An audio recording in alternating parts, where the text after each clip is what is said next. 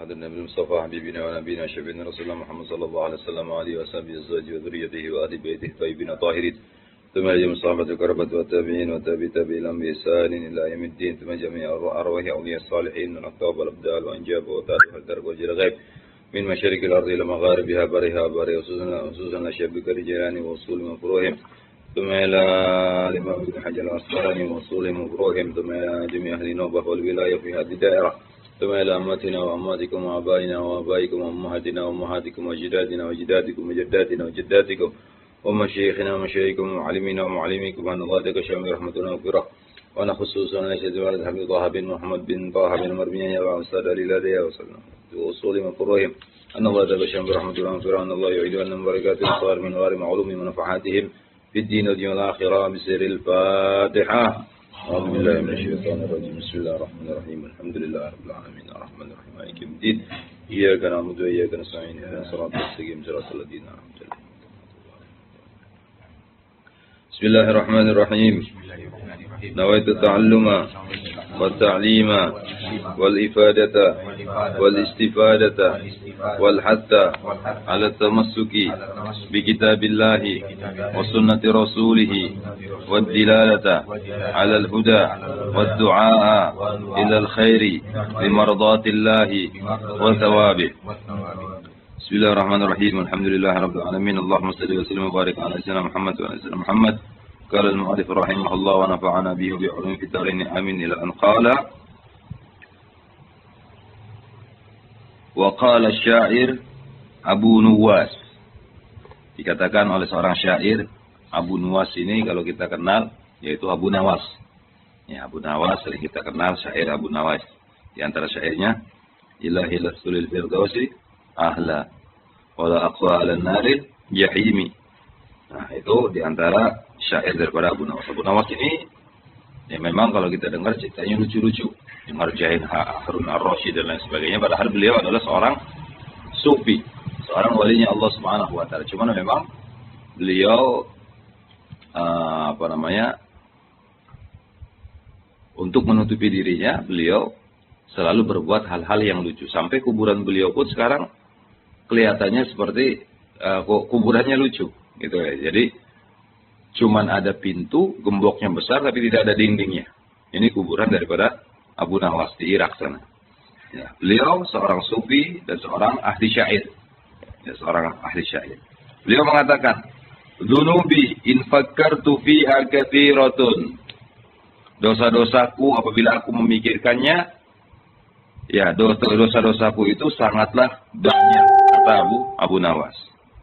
Wa rahmatu rabbi min dunubi awsa'u. Dan rahmatnya Tuhanku, rahmatnya Allah Subhanahu wa taala daripada dosa-dosaku lebih luas. Ya. Rahmatnya Allah lebih luas daripada dosa-dosaku kata beliau. Wa ma tama'i, ini sama juga ya. Seperti ilahi lastu lil firdausi ahla, sama. Ya Allah, aku ini bukan bukan orang yang berhak untuk menghuni surga Firdaus. Ilahi lastu lil firdausi wala aqwa ala narijim. Tapi juga aku tidak mampu, tidak kuat apabila dimasukkan ke dalam neraka jahim, kata Abu Nawas.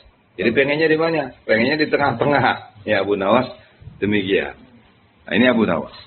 Wa ma tama'i fi salihin in amiltuhu. Wa ma tama'i fi salihin in amiltuhu walakinni fi rahmatillahi atmahu. Dan aku tidak tamak dalam amal soleh yang aku lakukan. Aku tidak tamak, maksudnya aku tidak berharap dengan apa yang aku perbuat daripada amal soleh. Walakinni fi rahmatillahi atmahu. Tapi aku ini lebih berharap kepada rahmatnya Allah Subhanahu wa taala. Ya. Aku ini lebih berharap daripada rahmatnya Allah Subhanahu wa taala daripada aku mengandalkan amal ibadahku, kata Abu Nawas. Seperti baginda Nabi sallallahu alaihi wasallam juga pernah bersabda dalam satu hadis beliau, la yudkhilu ahadukum al-jannata amalu. Tidaklah memasukkan ke dalam surga. Ya, tidaklah seseorang dimasukkan ke dalam surga karena amal perbuatannya. Jadi amal perbuatan kita ini tidak bisa menjamin kita ini masuk surga. Walaupun kita sholat puasa tidak menjamin. Ya, kata sahabat bertanya kepada baginda Nabi SAW. Wala anta ya Rasulullah. Walaupun aku, kata baginda Nabi. Allah, apa amal ibadahku ini tidak menjamin diriku masuk surga. Walakin, taghammadani Allahu birahmatih. Akan tetapi, kata baginda Nabi, aku ini selalu diliputi rahmatnya Allah Subhanahu wa taala. Makanya seorang masuk surga mesti karena rahmatnya Allah Subhanahu wa taala, bukan karena amal ibadahnya. Walaupun amal ibadahnya banyak, belum tentu menjamin orang itu masuk ke dalam surganya Allah Subhanahu wa taala. Ya, kadang orang seperti halnya satu kisah yang terjadi, yaitu Allahumma shalli ala Muhammad, Barseso ini adalah orang yang ahli ibadah, tapi akhir hayatnya, amal ibadahnya banyak, tapi akhir hayatnya dia dimatikan oleh Allah Subhanahu wa taala dalam keadaan su'ul khatimah. Dan juga ada cerita seorang Yahudi yang mana dia itu berkhalwat di dalam satu pulau yang tidak ada orang di dalamnya. Dia beribadah siang malam kepada Allah Subhanahu wa taala. Akhirnya dia bermimpi dia mati, kemudian dihadapkan di pengadilan Allah Subhanahu wa taala. Allah bilang kepada malaikatnya, wahai malaikatku, masukkan hambaku yang satu ini ke dalam surga karena rahmatku. Kemudian si Yahudi ini bilang, ya Allah, tolong jangan masukkan aku ke dalam surgamu ini karena rahmatmu ya Allah. Karena amalku banyak, umurku panjang, 500 tahun aku gunakan untuk ibadah semuanya kepada Engkau ya Allah. Akhirnya kata Allah Subhanahu wa taala, kalau begitu permintaannya wahai malaikat, timbang semua amal ibadahnya dengan satu nikmat yang aku berikan, yaitu nikmat mata. Ternyata setelah ditimbang, satu nikmat mata yang Allah berikan kepada dia lebih berat daripada amal ibadahnya selama 500 tahun. Kemudian Allah mengatakan, wahai malaikat, karena permintaan dirinya, masukkan dia ke dalam neraka. Akhirnya orang ini mengatakan, tidak ya Allah, biar aku masuk ke dalam surga dengan rahmatmu saja ya Allah. Jadi semua orang masuk surga itu karena rahmatnya Allah Subhanahu wa taala, bukan karena amal ibadahnya. Maka dari itu kita jangan sampai mengandalkan amal ibadah kita. Tatkala kita ibadah, niatkan agar kita mendapatkan rahmatnya Allah Subhanahu wa taala, agar kita mendapatkan ridhonya Allah Subhanahu wa taala. Jangan kita harapkan pahala, jangan kita harapkan surga.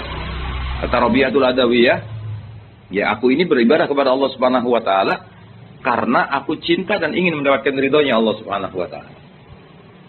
Kalau sudah Allah ridho kepada diriku, dimanapun Allah tempatkan aku, walaupun di dalam neraka, maka api neraka tidak akan bisa membakar kulitku, kata Rabi'atul Adawiyah.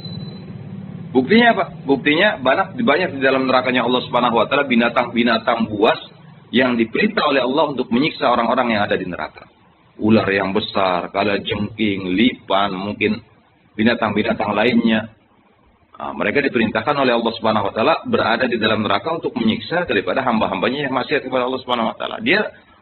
Binatang-binatang ini tidak terbakar karena Allah ridha, Allah perintah. Begitu juga tatkala kita beribadah kepada Allah Subhanahu wa taala, kita niatkan agar mendapatkan ridhonya Allah Subhanahu wa taala. Dimanapun kita ditempatkan, kalau Allah sudah ridha, kata Rabi'atul Adawiyah, maka neraka tidak akan bisa membakar kita. Jadi ibadah kita niatkan untuk mencari ridhonya Allah Subhanahu wa taala.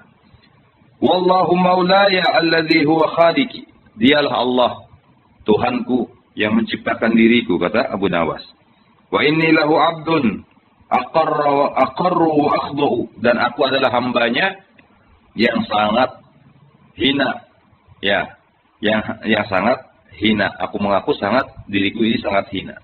Karena hamba Allah Subhanahu wa taala diperintahkan oleh Allah Subhanahu wa taala beribadah kepada Allah Subhanahu wa taala. Kalau seorang hamba itu, apa sih maknanya hamba? Hamba itu adalah budak. Abdun itu hamba. Hamba itu budak. Kalau budak ini mesti punya majikan. Kalau punya majikan, budak ini harus patuh kepada majikannya. Suruh ngangkut beras, dia angkut. Suruh gali parit, dia gali. Suruh ke sawah, dia pergi ke sawah. Itu yang seharusnya dilakukan oleh seorang budak atau hamba. Tapi kalau hamba itu tidak mau menurut perintah majikannya, maka majikan berhak untuk menyiksa daripada hamba tersebut atau menjual budak tersebut. Memberikan hukuman atau menjual daripada budak tersebut, hamba tersebut.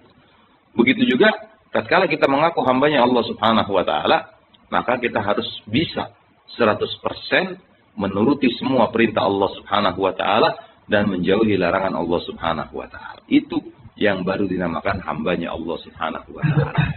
Tapi kita baru belajar menjadi hambanya Allah Subhanahu wa taala, karena yang pas menjadi hambanya Allah Subhanahu wa taala adalah baginda Nabi sallallahu alaihi wasallam. Bahkan Allah mengatakan dalam Al-Qur'an dalam surat Al-Isra, subhanalladzi asra bi'abdihi. Maha suci Allah yang memperjalankan hambanya. Hambanya di sini siapa? Baginda Nabi Muhammad sallallahu alaihi wasallam. Jadi yang paling pantas mendapatkan julukan hamba Allah adalah baginda Nabi Muhammad. Kalau kita masih belajar menjadi hamba Allah, sedangkan kita masih menjadi hambanya dunia, hambanya selimut, tatkala as-salatu khairum minan naum, hujan gerimis, dingin. Ya, bukan malah bangun, malah tarik selimut. Ya, berarti hambanya selimut, hambanya kasur, hambanya dunia, hambanya hawa nafsu.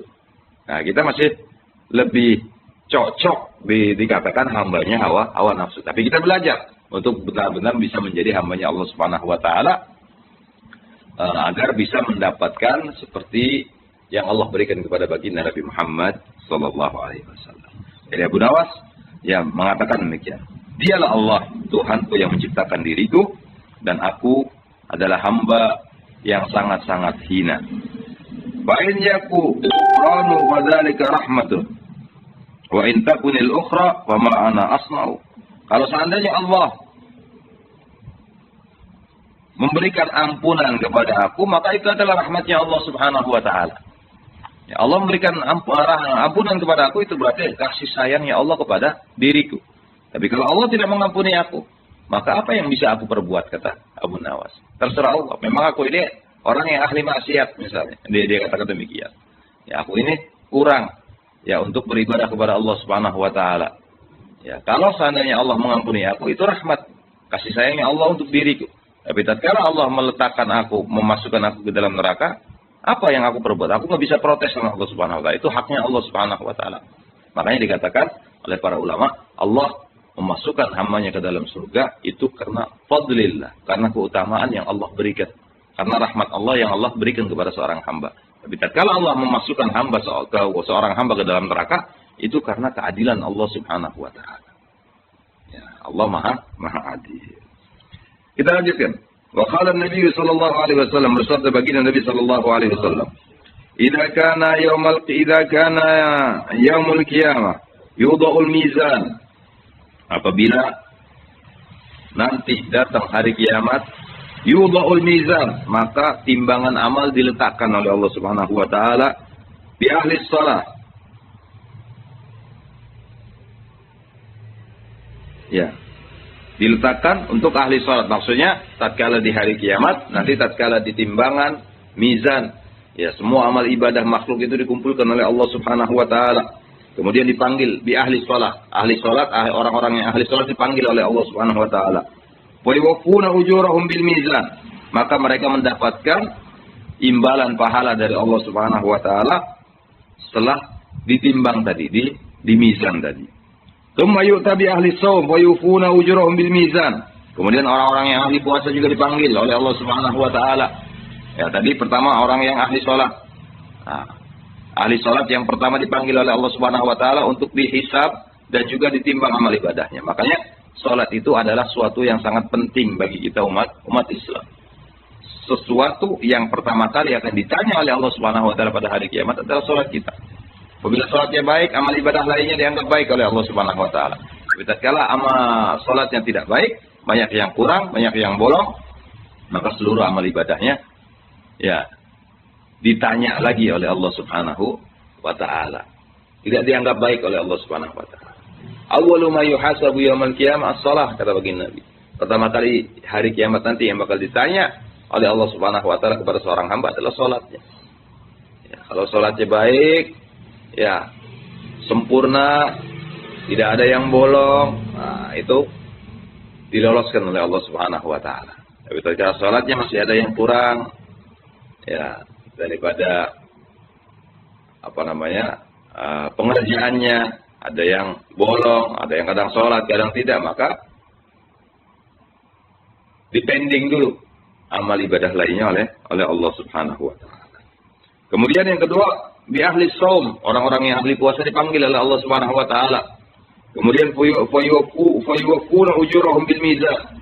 Kemudian amal ibadah mereka ditimbang oleh Allah Subhanahu wa taala daripada puasa tersebut, kemudian diberikan pahalanya oleh Allah Subhanahu wa taala. Tsumma yu'ta bi ahli al-hajj wa yufuna ujurahum bil mizan. Kemudian orang-orang yang haji dipanggil oleh Allah Subhanahu wa taala, ditimbang amal ibadahnya, kemudian diberikan pahala oleh Allah Subhanahu wa taala. Tsumma yu'ta bi ahli al-bala la yansabu lahum mizanun wala yanshur lahum diwanun wa yufuna ujurahum bighairi hisab. Kemudian selanjutnya dipanggil orang-orang yang ahli bala, orang yang sering diuji oleh Allah Subhanahu wa taala, sering diberi musibah oleh Allah Subhanahu wa taala. Ya, orang yang diberi musibah oleh Allah Subhanahu wa taala, la yunsabu lahum mizan wala yunshir lahum diwan. Kemudian mizan ini enggak tahan. Enggak bisa, enggak kuat menimbang ya pahala sabarnya orang-orang yang diberikan bala oleh Allah Subhanahu wa taala tersebut. Ya, dan bagian pencatat amal juga tidak mampu untuk menulis daripada pahala yang Allah berikan untuk orang-orang yang bersabar tatkala mendapatkan musibah, mendapatkan bala dari Allah Subhanahu wa taala. Wa yuwaffuna ujurahum bighairi hisab. Maka orang-orang tersebut masuk ke dalam surganya Allah Subhanahu wa taala tanpa hisab. Orang mizannya aja nggak kuat, jadi masuk surga langsung saja. Mizannya nggak kuat, menimbang pahala yang sangat besar yang Allah berikan kepada mereka. Hatta yatamanna ahlul afiyah allau kanu bimanzilatihim min katrati thawabillahi ta'ala. Sampai akhirnya orang-orang yang tidak terkena musibah di akhirat nanti mereka pengennya, ya mereka berkeinginan, pengennya seperti orang-orang yang kena ahli musibah. Ya orang-orang yang selalu kena bala. Ya mereka masuk surga tanpa hisab, sedangkan orang yang biasa, yang tidak pernah kena atau sedikit mendapatkan musibah dari Allah Subhanahu wa taala, ya mereka tetap melewati daripada mizan. Makanya mereka di akhirat pengen sekali seperti orang-orang yang sering mendapatkan musibah dari Allah Subhanahu wa taala. Karena mereka melihat pahala yang banyak yang Allah berikan kepada orang-orang yang sabar dalam menerima musibah dari Allah Subhanahu wa taala. Wa qala radhiyallahu taala anhu, dan juga berkata Al-Imam Ibn Athaillah As-Sakandari meriwayatkan an ba'dil hukama, daripada sebagian para orang-orang bijak. Yastaqbilu ibnu Adam arba'u nabahat. Anak Adam atau manusia menghadapi 4 peringatan. Kata ba'dul hukama. Ya, sebagian para orang-orang yang bijak. Yantahibu malakal mauti ruhahu. Yantahibu malakul mauti ruhahu. Ya, diperingatkan oleh malaikat maut tentang rohnya. Ya, jadi hambanya Allah manusia ini akan menghadapi 4 peringatan. Peringatan pertama tatkala malaikat maut datang untuk mengambil rohnya.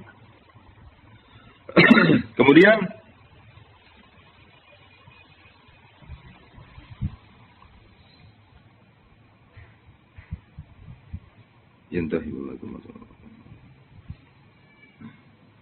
astagfirullahaladzim. Ya, salah. Ini ada kekeliruan dalam memaknai. Yastaqbilu ibnu Adam. Manusia itu akan menghadapi 4 arba'un nabahat. 4 nabahat ini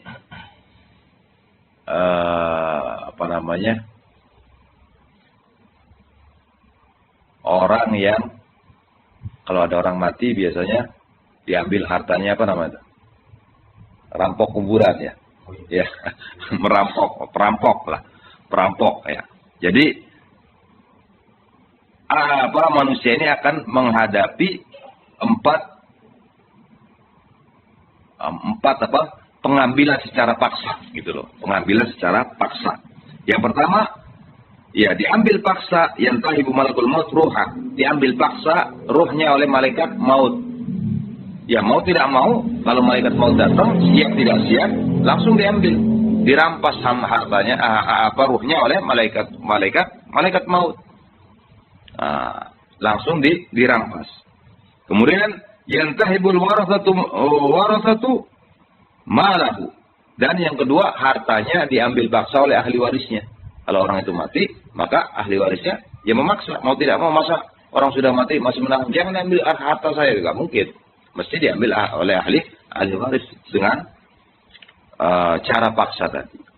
Wa yantahibud jismahu, dan akan diambil paksa oleh jasadnya oleh cacing yang ada di tanah. Ya. Jadi orang biasa mati, maka jasadnya akan diambil oleh cacing, dimakan oleh cacing. Wa yantabihul khasma yaumal qiyamah irdahu. Dan akan diambil pada hari kiamat ya amal ibadahnya, pahala yang dia kerjakan di dunia oleh orang-orang yang dia zalimi tatkala hidup di dunia. Jadi kalau seorang itu zalim di dunia, kemudian di akhirat dituntut oleh Allah Subhanahu wa taala, maka ya pahala orang yang menzalimi tadi dialihkan oleh Allah Subhanahu wa taala kepada orang yang dizalimi. Kalau pahalanya sudah habis diambil oleh orang yang dizalimi, maka dosanya yang dizalimi dikumpulkan kepada orang yang zalim tadi. Makanya kata baginda Nabi sallallahu alaihi wasallam pernah bertanya kepada para sahabat, "Manil muflis?" Siapa orang yang bangkrut? Kata baginda Nabi sallallahu alaihi wasallam. Kata para sahabat, ya orang yang bangkrut, orang yang dagangannya nggak laku ya Rasulullah. Dia ya bisnisnya nggak jalan ya Rasulullah. Banyak yang menjawab masalah dunia. Kata baginda Nabi sallallahu alaihi wasallam, tidak. Orang yang muflis itu adalah orang yang datang kepada Allah Subhanahu wa taala dengan amalan yang banyak. Walakin syatama hadza wa dzalama hadza. Ya, akan tetapi dia itu mencaci orang ini, menzalimi orang ini, menyiksa orang ini, menggunjing orang ini, saudara-saudaranya yang lain. Akhirnya begitu banyak amal ibadahnya, ya diambil semuanya oleh orang-orang yang dia zalimi. Kemudian dosa-dosa orang yang dizalimi ditaruh oleh Allah Subhanahu wa taala kepada dirinya yang zalim tadi. Maka dia betul-betul yang tadinya amal ibadahnya banyak, ya kembali kepada Allah Subhanahu wa taala dengan dosa yang banyak. Itulah orang yang muflis, orang yang bangkrut, orang yang merugi, kata baginda Nabi Muhammad sallallahu alaihi wasallam. Wallahu a'lam bissawab. Setelah ini boleh nanti ada pertanyaan.